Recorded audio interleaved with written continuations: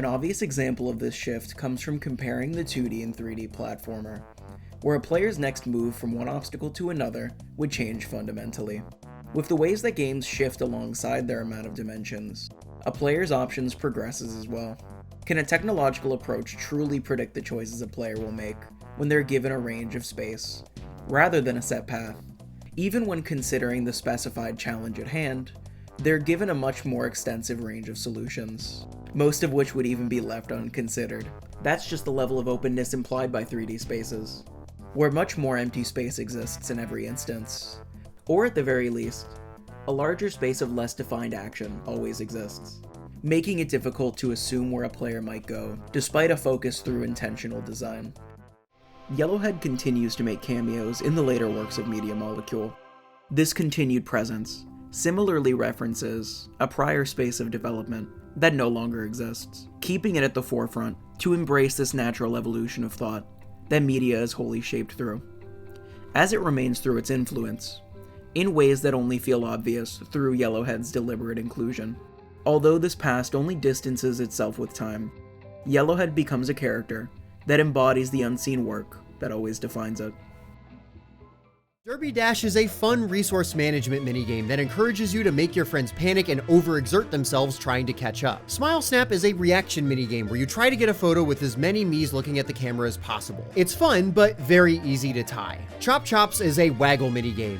I'm in pain. Walk Off is a fantastic minigame where you have to run as close to a specific distance as possible. I love this one because it's challenging, tough to perfect, and demands all players' attention. It's always a great time. Shifty Gifts is a fun little balancing minigame. However, sometimes some players will get less cumbersome gifts compared to their opponents, which makes this minigame more luck-heavy than it really needed to be.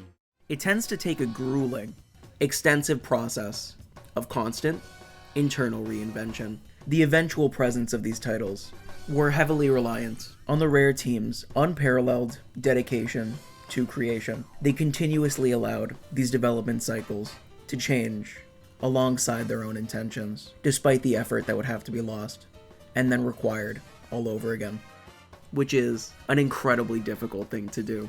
Just to take so much time and commitment and entirely removing the sentimental, laborial value of this to reduce it. Yet his presence here can be seen as very impactful, symbolic of what has led to this sort of crossroads players now unconsciously face, given the context we have.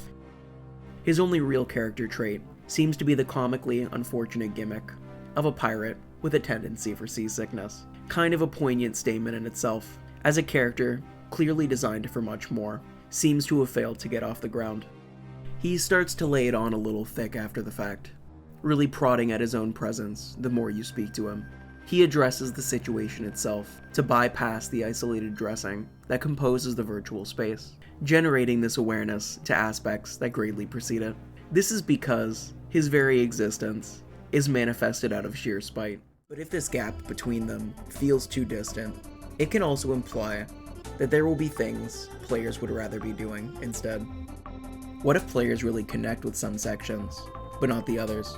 Will they simply miss doing one thing while they're doing another? It's a valid issue I've faced in a number of titles, but mainly in ones that choose to contrast these gameplay styles with one another, offering these different experiences that simply create this chance of playing sides to what they might gravitate towards. And there's this risk of being unable to accommodate this that could simply leave every element involved feeling less defined than it might deserve.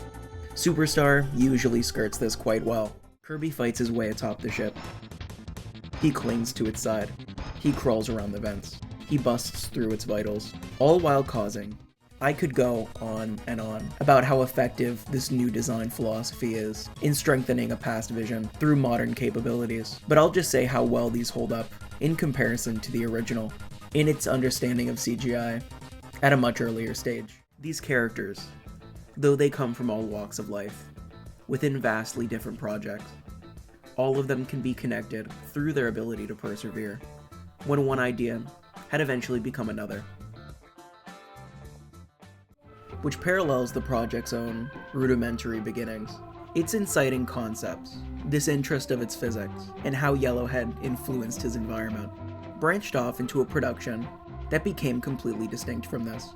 And while the systems behind it took on more complexity, so would its design philosophy, until it no longer resembled the original Craft World pitch. As their clear passion for the series results in this desire to elaborate on a vast sense of potential the creative process always implies, since it allows a contained virtual reality.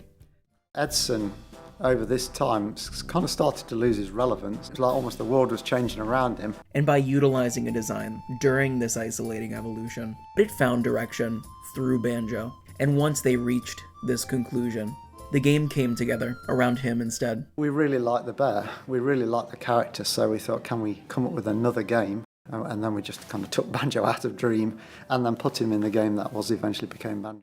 Gourmet Race, at only about 3 levels, is done with quickly. Though, I would like to applaud the structure of these stages, like a seamless extension of it.